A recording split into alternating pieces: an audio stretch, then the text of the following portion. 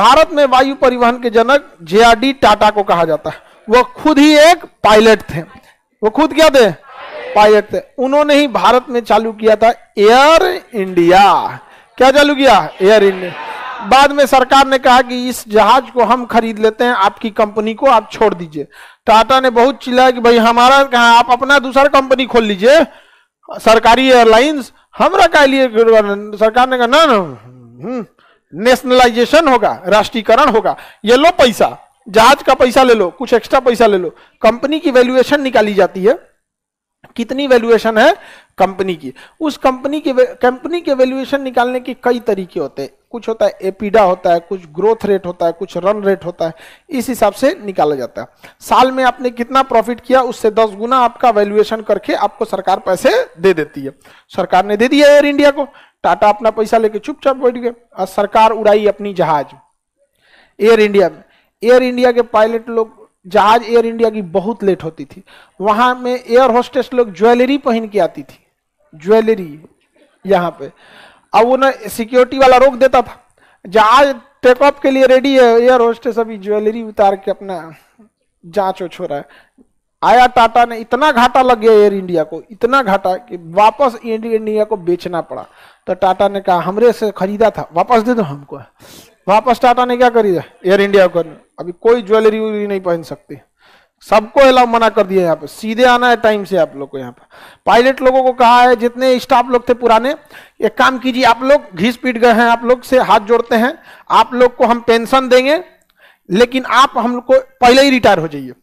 कहा कि आप रहेंगे तो दीमक की तरह खा जाएंगे। एक काम कीजिए, आपकी उम्र हो गई है 40-50 साल, 10 साल उम्र बची हुई है नौकरी के लिए, ये लीजिए पैसा, पेंशन, अभी ये चलिए, कम से कम 10 साल टेंशन तो नहीं देंगे। वॉलेंट्री रिटायरमेंट, निकल यहाँ। क्योंकि जिस इंसान को कुर्सी तोड़ने की आपको अगर कोई काम करवाना है ना किसी से, तो उसी से करवाइए जो बहुत बिजी रहता है।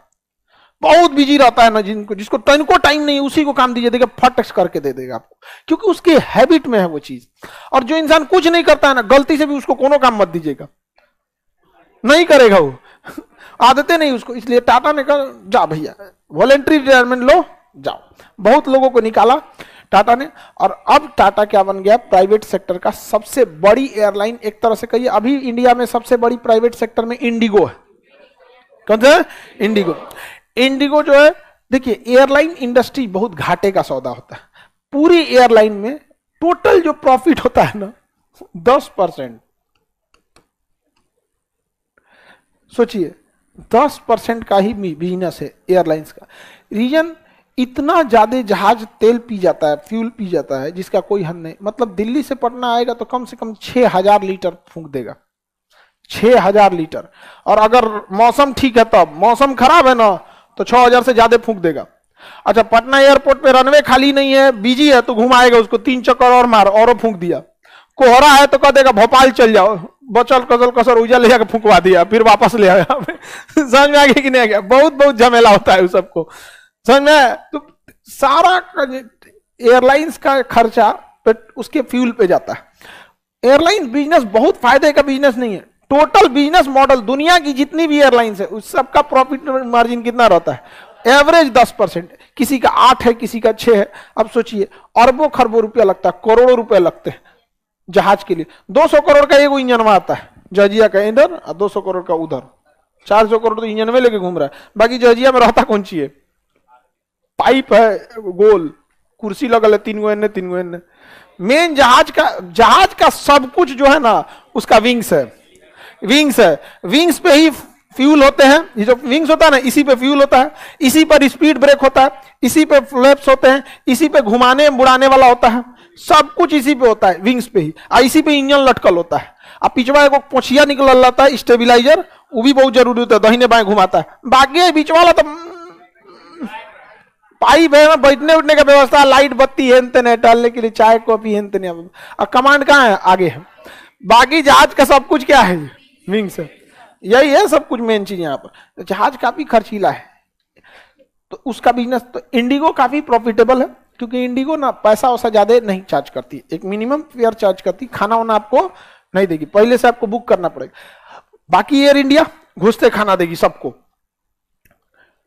सबसे पहले खाना। एयर इंडिया खाना बहुत अच्छा होता है, इंडिया में जितने एयरलाइंस है उसमें एयर इंडिया खाना बहुत अच्छा देता हो।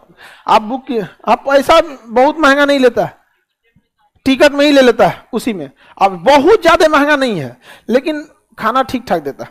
तो अभी इंडिया में सबसे बड़ी एयरलाइन कौन है? एयर इंडिया, नहीं, इंडिगो। कौन सा है? इंडिगो। इंडिगो, इसकी सबसे ज्यादा फ्लाइट्स चलती है इंडिगो की। अभी टाटा सेकंड नंबर पे जा रहा है क्योंकि टाटा ने बहुत दिमाग लगाया।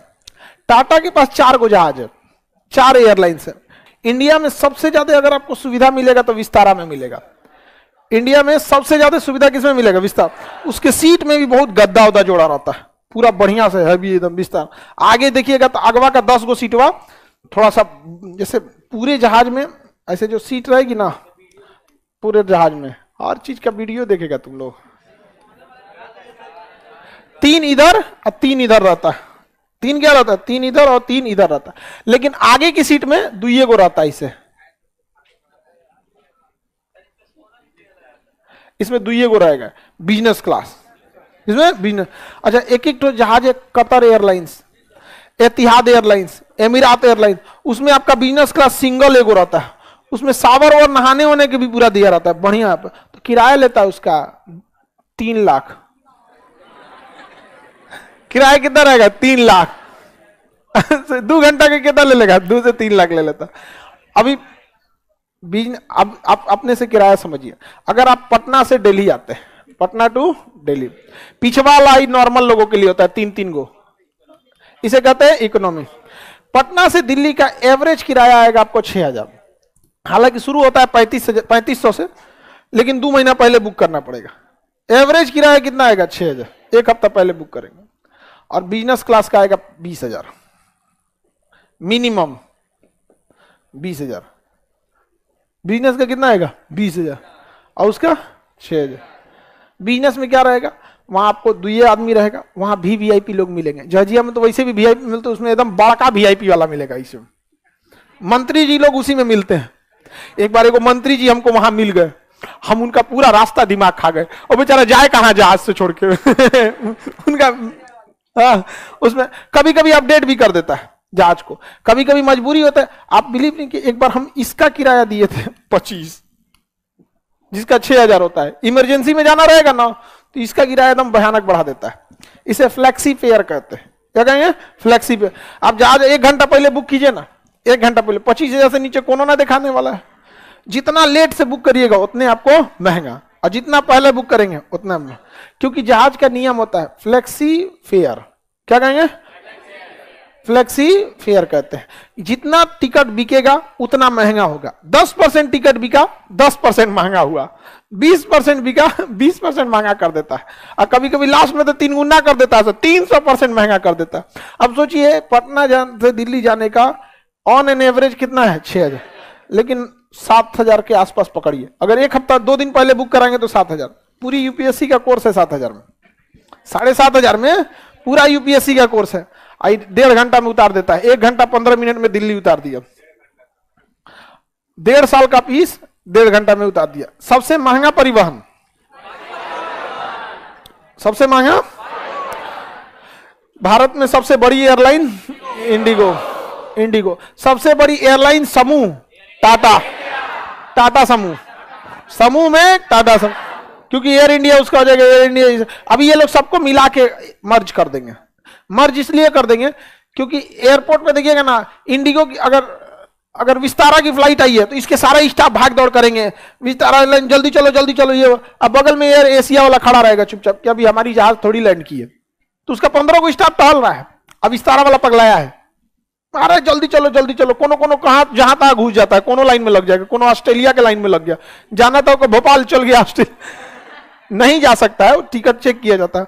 तो टाटा को ना काफी घाटा लग रहा है, क्योंकि उसी कंपनी, दोनों कंपनी तो चारों उसी की है, उसकी कंपनी के 15 को स्टाफ एयर एशिया के हैं, चुपचाप देख रहे हैं गेट नंबर 6 पर। और गेट नंबर 7 पे विस्तारा लगी है, उसका पूरा भाग दौड़ कर रहा है। दौड़ नहीं सकता है क्योंकि कंपनी अलग अलग है। तो वो लोग सोच रहे हैं कि 1-2 साल के अंदर धीरे धीरे मर्जर करके कोई एक कॉमन बनाएंगे, लेकिन वो इससे कतरा रहे हैं। क्योंकि लोगों की एक मेंटेलिटी क्या होती है, कहते हैं अरे बहुते घूमे एयर इंडिया में, तनी एयर एशिया देखते हैं कैसन है। तो चाहे ए जेब में पैसा डालो, चाहे ए जेब में पैसा डालो, चाहे इस जेब में चाहे इस जेब में, जाएगा टाटा को। तो लोगों की मेंटेलिटी देखें कि ना, अरे बहुत है यार। अच्छा, ये लोग क्या करते हैं ना, इनकी बिजनेस स्टडी, ड्रेस भी अलग अलग होता है। विस्तारा में देखिएगा ना तो ट्राउजर टाइप का रहता है, मतलब नॉर्मल जो घर में महिलाएं पहनती है ना, मेनली वो वियतनाम का ड्रेस है, वो एक टाइप का, उस टाइप का एयर होस्टेस का। बाकी उसमें एयर इंडिया में देखेंगे तो एयर इंडिया में भी, एयर इंडिया में ज्यादातर देखेंगे कुछ वहां पे साड़ी पहनते हैं, तो भारतीय कल्चर को दर्शाते हैं, बहुत सही रहता है भारतीय कल्चर। हमारे एक जहाज तो कम से कम रहना चाहिए ना भारतीय कल्चर का। हम सही सुविधा में सही है, मैनेजमेंट में गड़बड़ था वहां पे, सरकार नहीं संभाल पाई। एयर इंडिया को देखिएगा टाटा दोबारा खड़ा कर दे।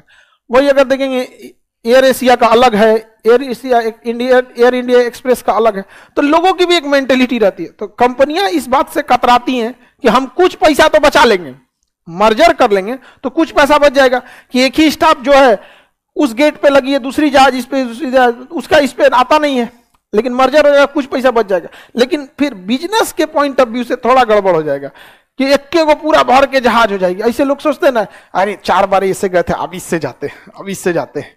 लोगों को ना जहाज से घूमना ना एक शौक भी है। बरसात में जिन जना घूम गए, चाहे मौसम जब खराब रहता है ना, जब स्टॉर्म आया रहता है, तूफान उफान, और जब टर्बुलेंस दिखाएगा ना, तब समझ में आएगा यहाँ पे दोबारा ना बैठेगा कभी। बहुत बार ऐसा होता है, वहां पे खाना हाथ से गिर जाता है, अब उतना ऊंचाई पर ऐसे उतना होता है, माई जान मान ज्ञान गुण सागर जय कपिस्तु लोग सब देखिएगा ना, अगल बगल में होने लगते हैं, होता है। लेकिन सबसे सेफ माना जाता है हवाई जहाज की यात्रा को, क्या माना जाता है? सेफ, सबसे सेफ माना जाता है, क्योंकि सबसे गहन जांच किसकी होती है? हवाई। सबसे ए ग्रेड की क्वालिटी किसमें लगाई जाती है?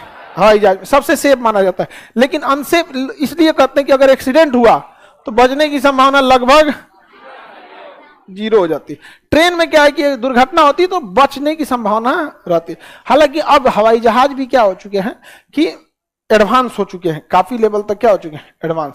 तो दुर्घटनाएं भी बहुत एडवांस हो चुकी हैं। अभी 2014 में एक जहाज गायब हुआ था, पता ही नहीं चला। आपको याद होगा 2020 में एक केरल का एक एयरपोर्ट था कोझिकोड, एयर इंडिया एक्सप्रेस आ रहा था जहाज, रनवे ओवरशूट कर गया।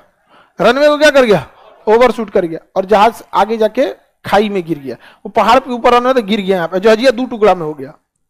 ब्रेक मारते मारते मारते मारते ब्रेक लगा दिया था, लेकिन ब्रेक लगते लगते जहाज का अगला हिस्सा खाई की ओर जा चुका था, और जहाज धड़ाम से नीचे गिर गया, 2 टुकड़ा में टूट गया। बहुत लोग उसमें डेथ कर गए थे, एक पायलट भी। पायलट तो सबसे अगवे होता है, पायलट के आगे कुछ होता ही नहीं, पूरा जहाजिया यहीं बैठ रहता है, शीशा है, जहाज खत्म, पूरा पीछे अगवे लेकर होता है, उड़ चुके। अब पटना एयरपोर्ट, किसी भी एयरपोर्ट को कम से कम 9000 फीट होना चाहिए। कितना होना चाहिए? ये है 6900, यानी लगभग 7000 फीट है। कितना है? 7000 फीट। पटना एयरपोर्ट पे जब जहाज आती है ना, सख्त निर्देश होता है कि पायलट ही, कैप्टन जहाज उतारेगा, कैप्टन को जहाज उतारना पड़ेगा, क्योंकि उसके बगल में ट्रेनी पायलट बैठा होता है, फर्स्ट ऑफिसर कहते हैं उसे। फर्स्ट ऑफिसर, वो कैप्टन भी पूरा जहाज उड़ा लेता है, लेकिन अभी उसको ये सिखाता है, देख देखो ऐसे नहीं ऐसे। तो जब पटना एयरपोर्ट आता है, रुक जो तुम, अभी रुक जो, थोड़ा भरोसे ना छोड़ते यहाँ पे।